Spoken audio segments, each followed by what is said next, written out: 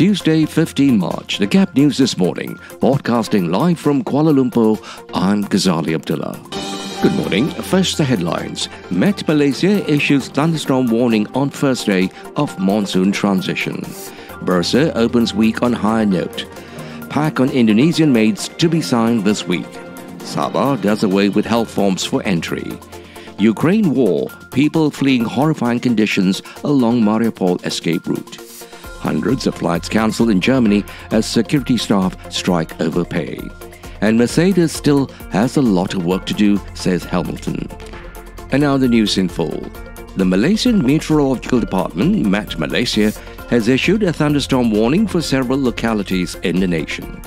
Released at 4 p.m. Monday, the warning listed areas in Kedah, Penang, Perak, Pahang and Selangor as its predicted targets of the extreme weather. Kuala Lumpur, Negeri Sembilan, Melaka, Johor, Sarawak and Sabah were also warned of strong winds, heavy rain and lightning. On Friday, the department had issued an advisory on the beginning of the transitional monsoon phase, which is expected to start Monday until May.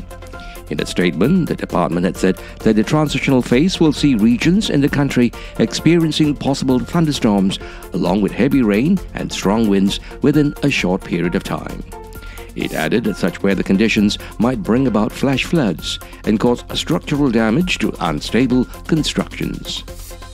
Bursa Malaysia opened the week on a higher note on Monday, supported by buying interest in most indices, analysts said.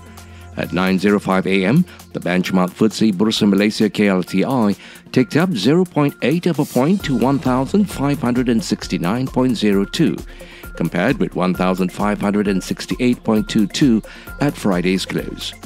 The benchmark index opened 2.48 points firmer at 1,570.70.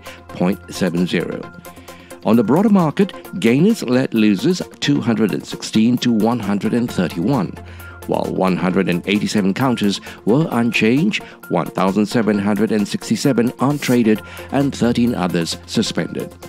Turnover stood at 139.36 million units, valued at 73.92 million ringgit. Malaysia and Singapore will be signing a memorandum of understanding on the recruitment of Indonesian domestic workers and maids this week, said Human Resources Minister M. Saravanan.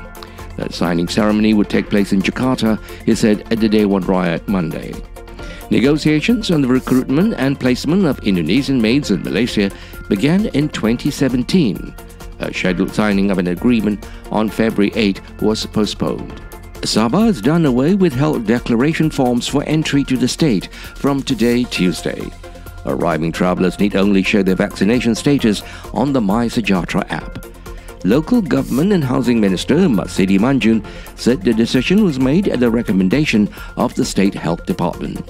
Marsidi said Sabah had recorded a total of 622 new COVID-19 infections Monday, a decrease of 223 cases compared to the day before.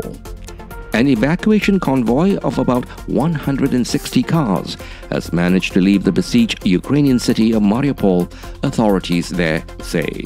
Previous attempts to allow civilians to flee the southern city along humanitarian corridors have failed as Russian attacks continued. People who've escaped the city have spoken of desperate scenes as residents run out of food and clean water. Negotiations between Russian and Ukrainian representatives will resume on Tuesday after a fourth round of talks ends without breakthrough. Russia continues its bombardment of many Ukrainian cities, with one person killed in a strike on a block of flats in the capital Kiev. Russia's defense ministry claims a Ukrainian missile has killed 20 people in Donetsk. Ukraine denies launching the attack. Levelling up, Secretary Michael Gove will tell MPs later about a UK plan to house Ukrainian refugees in people's homes. Airlines cancelled hundreds of flights to and from German airports on Monday as security workers went on strike amid a wage dispute.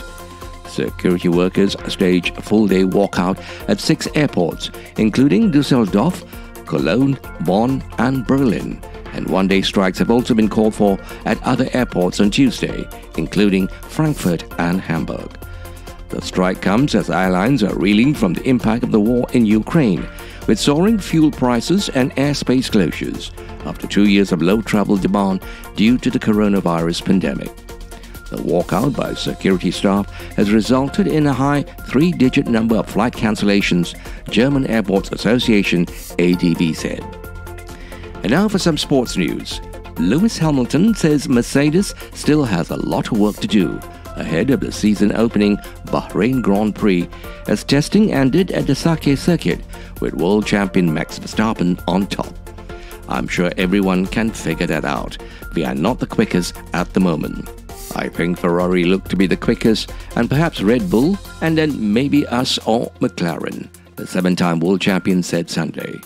Verstappen, who denied Hamilton the world title on the last lap of the last race in December, posted a 1 minute 31.720 seconds to finish the final testing of 3 atop the timesheets. To end the bulletin, here are the headlines again.